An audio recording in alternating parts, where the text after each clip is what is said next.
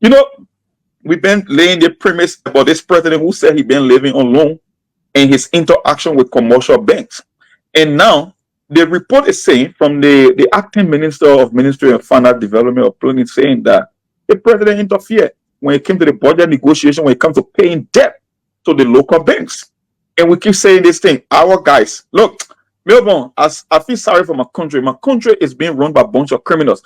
All this joke about Fonati Kofa carrying on the budget alteration investigation and Nyobli Kanga establishing an ad hoc committee to do an investigation about the budget fingering. Do you know that 2 days before they could pass the budget, the Front Page Africa is reporting that both Fonati Kofa and Nyobli Kanga secretly went to Joseph Boakai, private resident, to negotiate about how much they should give to the commercial banks in terms of interest on the, or payment on the interest of their debt, the domestic debt. That the lawmakers and the committee, they settled on 69 million, but somehow the Ministry of Finance Development or Planning and the both houses, they came out to the conclusion of $20 million, right? That was the adjustment they made. But last minute of time, Joseph Boakai intervened independently.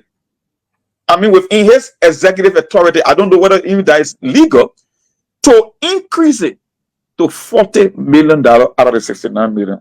So the question is, as I said, why Joseph Boakai would want to interfere? Because I know when you're making budget allocation, the economy, the assessment from analysts and experts, they are the one that decide. The executive branch will come in, the two houses will come in and come with their own. That's why we get something we call a concurrence resolution, so people can agree on one thing. Why would the president personally intervene to take it from a $20 million to a $40 million to pay interest on the payment? And now this, look, that country is a joke. This Amara Konen, who happens to be one of the negotiators with the local banks, he was there, even though he always portrayed himself to be in a transparency mode when it comes to accountability as well. But he was on that particular negotiating team. Now they are negotiating with commercial banks to do something they call rollover. Rollover means when I'm supposed to pay you interest on a payment on a loan, and I can pay you this year, I should carry over to the following year, because that's what I keep telling you. Whenever they come out with the budget, you know the difference between the domestic and international debt.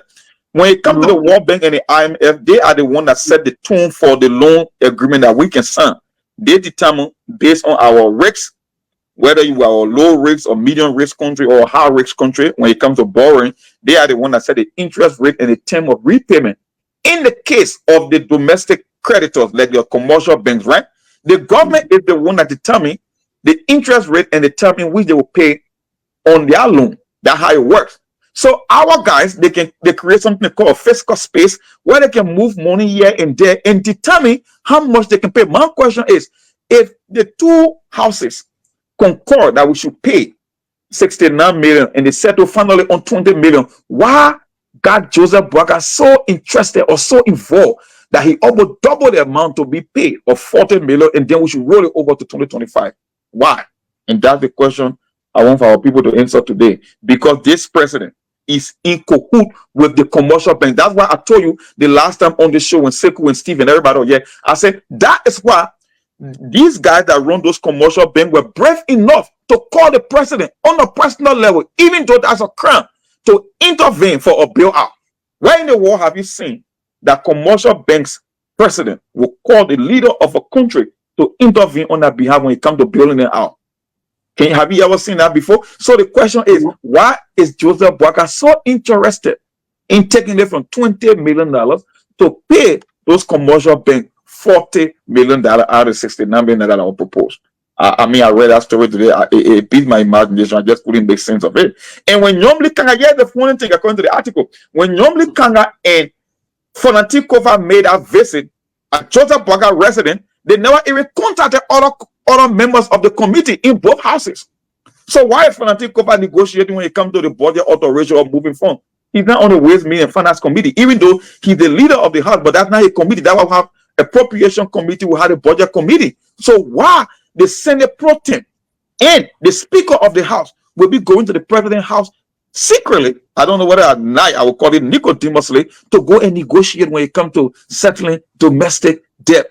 To look, maybe I don't know how to say it. Let me stop here for now. So Brazilian Monk is his name. They run the SKTV LRB talk show. This guy has been on the block for some time, but a lot of people don't really know him because they run a little platform, so a lot of people don't really know or haven't heard about him. A lot of people haven't heard about him. So from today onward, we're going to start posting most of his analysis on politics on this platform from today ongoing. And make sure that you follow, because I got a compilation of some of his brilliant analysis from last night's show for you to be able to listen to and then have a glimpse of what I'm actually talking about this guy.